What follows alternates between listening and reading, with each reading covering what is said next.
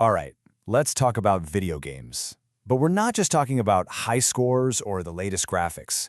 We're going to dive deep into how gaming has become this absolutely massive cultural force, one that really shapes how we play, how we connect, and even how we think. I mean, really think about it. When you pick up that controller and you press start, you're not just launching a piece of software, are you? No. You're stepping into a new world, you're taking on a new role, and you're agreeing to live by a whole new set of rules. So, what's actually happening in that moment?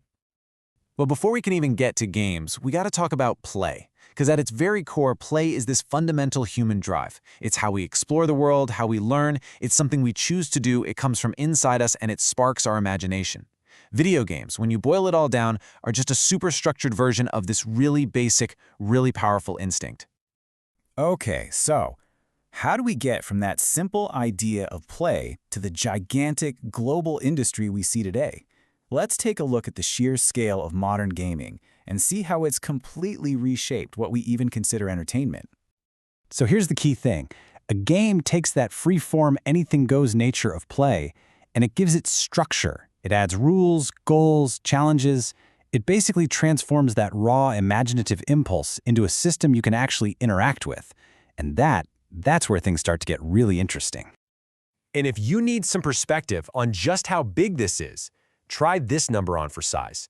In 2020 alone, the video game industry generated $180 billion. That's more than the global music and film industries combined. This isn't just a niche hobby anymore, folks. It is one of the most dominant cultural and economic forces on the entire planet. But it's not just about the money. What makes gaming so powerful, so compelling, is the personal connection it creates. See, unlike any other form of media, in a game, you are not just watching from the sidelines. You are the protagonist. You are the hero. And your main link to that game world, it's your avatar. The origin of this word is just fascinating. It comes from Sanskrit, and it literally means the descent of a god into a physical form. And in a way, that's kind of what's happening, right? You're projecting a little piece of yourself into a digital universe. And this right here, this is the magic ingredient. This is what separates games from everything else. Agency. When you watch a movie or read a book, you're an observer. You might feel for the characters, but you can't change a thing. In a game, you are the driver. Your choices actually matter. They shape the outcome. And because of that, you feel responsible for what happens. The author Naomi Alderman just nailed it with this quote. A movie can make you sad, sure, but can it make you feel guilty?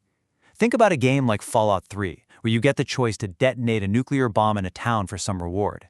Players who do it often say they feel a real, genuine sense of guilt. And that feeling? It comes directly from agency. It comes from knowing you made that call. Of course, these days, you are rarely alone in these worlds. Gaming has become this deeply social experience, creating these huge digital communities where players can connect, team up, and sometimes, unfortunately, where they clash. And we're not just talking about superficial connections either. Research shows that for a lot of people, especially teenagers, online games are basically virtual playgrounds. They're a major place for making and keeping real friendships. I mean, look at this. Over half of teens have made new friends online, and a massive chunk of those friendships began in a video game. Now, it's really important here to understand the difference between socializing and socialization. Socializing is just, hanging out. But socialization is the much deeper process of learning all the unwritten rules of a community, its norms, its values, how to cooperate, how to handle disagreements. And online games, they provide a space for both. You're not just playing, you're learning how to be part of a digital society. But like any social space, there are risks, and in the digital world, that risk often looks like cyberbullying. And let's be clear, this isn't just smack talk. This is repeated, intentional harassment that's designed to hurt people, and it is a serious problem in a lot of online communities.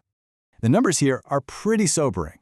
In one study of players in those massive online games, more than half said they had been a victim of some kind of online harm. And what's really disturbing is that over a third admitted to being the one doing the bullying.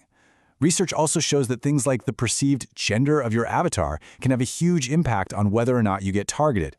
So with all of this stuff in the mix, the huge scale, the personal agency, the good and the bad of social dynamics, how do we even approach gaming in a healthy way? How do we balance the very real risks with the very real rewards? Let's look at it like a balance sheet.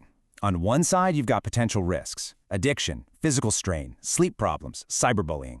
But on the other side, you've got these incredible rewards: better cognitive skills, improved spatial reasoning, deep social connections, and better focus. The whole goal is to pump up that rewards column while shrinking the risks column. One way to tip those scales toward the positive is to actually get physical. And hey, this idea is not new. This thing is the Atari Joy Board. It's from the 1980s, and it was one of the very first exergames. It was a controller you stood on, and you used your body to control a skiing game. So yeah, the idea of mixing gaming with exercise, it's been around for a while. And today, the positive uses for games are just exploding. Exergames are proven to boost physical activity. You have citizen science games like Sea Hero Quest that use gameplay to collect massive amounts of data to help research dementia. And virtual reality is being used for critical, real-world training, like teaching people how to respond to an overdose. This is gaming being used as a real tool for good. And beyond just the practical stuff, games are also evolving as a serious art form.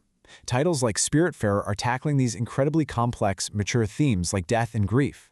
They give us a safe, interactive space to explore really difficult emotions, and they prove that gaming can be just as profound and moving as any great movie or book. So what does it actually mean to be a healthy gamer? Well, it really comes down to a mindset. First, moderation. Balance is absolutely everything. Second, education. Know the risks and know how to deal with them, like using the 20-20-20 rule for eye strain. And finally, awareness. Just be mindful of your own habits and be willing to make a change if something starts to feel off. So we'll leave you with this final thought. As these virtual worlds become more and more immersive, more integrated into our lives, that line between the game and reality is only going to get blurrier. And so, the responsibility really falls on all of us, the developers who build these worlds and the players who live in them, to make sure that what we learn and experience in the game world ultimately helps make our real world a better place.